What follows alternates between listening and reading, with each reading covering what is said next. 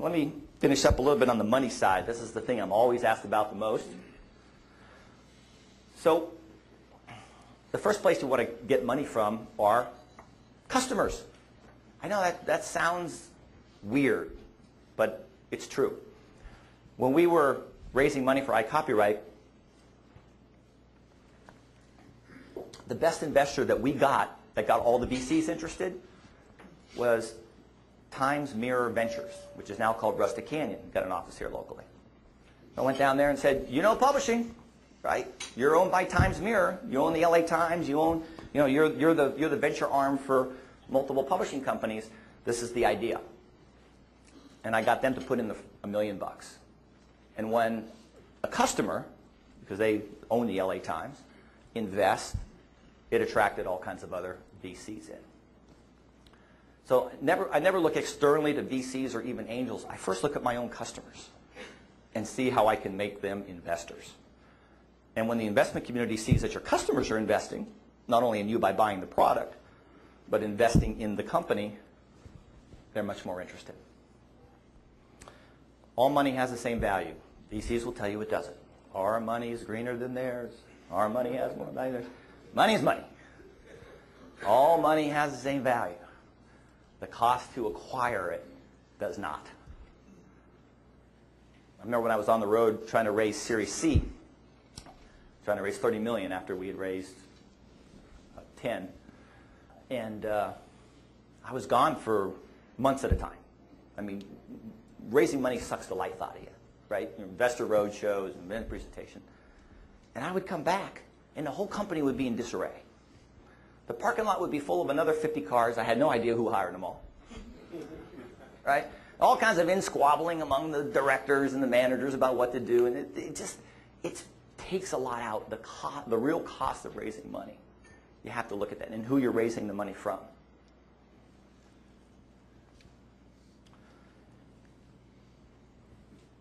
The greatest thing about raising money, about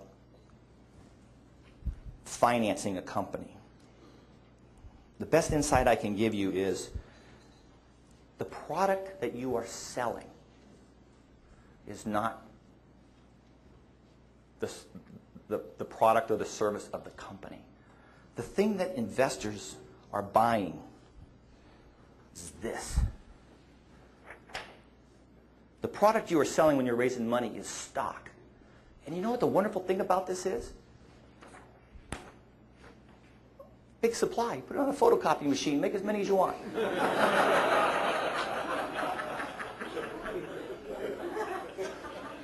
You could sell this all day.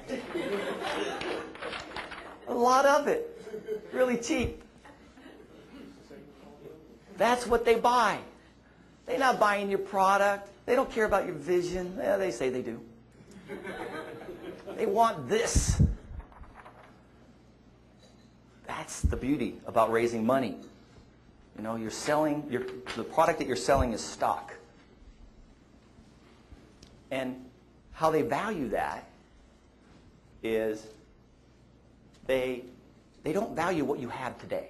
I've never been able to sell an investor, look at my customers, look at my product. Isn't this great? Investors do not invest in what you have. They invest in what you say you're going to have. And that's the best thing to sell because it's unknowable.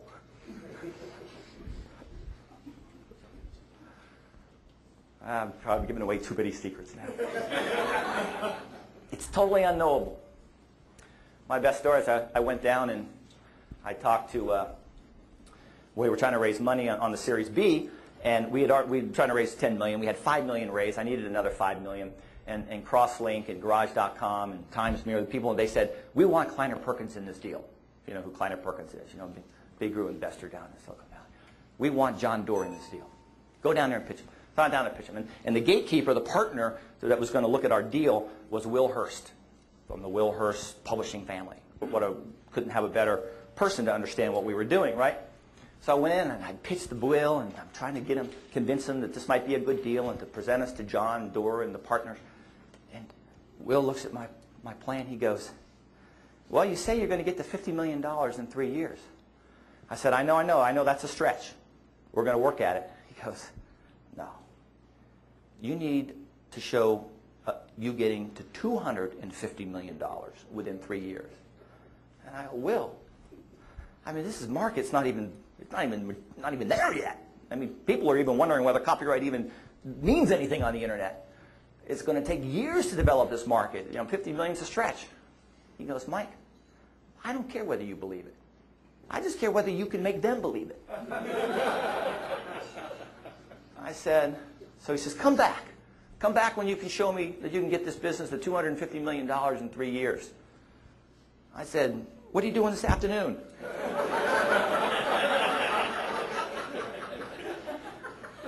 He says, I got 30 minutes at 1:30. I said, I'll be back. I went to my car, I sat in the parking lot, I called up my spreadsheet, and baby, I came in there, and I showed us getting to $250 million within 3 years. And I got my meeting. I got my pitch with John Doe and the partners. They actually declined not to invest. God bless them. But your chances of being right are better with the money than without it.